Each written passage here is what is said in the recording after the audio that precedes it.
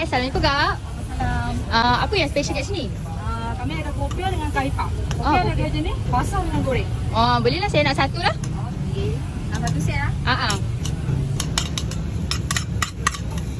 Kalau macam ni, sebiji RM1.20.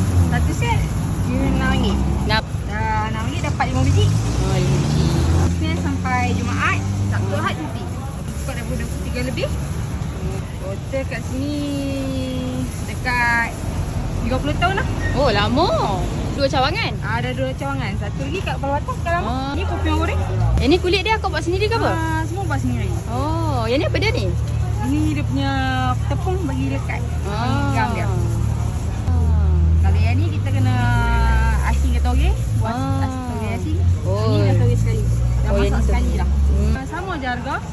Semua kat sini sama harga. Satu RM1.2. 5 RM6. Ni makan Ini tu? bawang goreng. Oh, bawang goreng. Ni lama juga macam tadi. Tapi Okey. ni basah. Okey. Okey dia. Okey, ni berapa ringgit? RM6. Kat sini dia akan goreng direct terus lah. Tak adalah macam daripada rumah ke apa, tak ada. Kita goreng kat sini lah.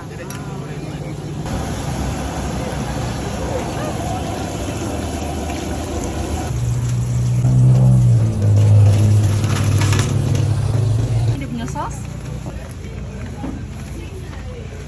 Ni bawang goreng dia. Kalau macam ni satu set dia RM6.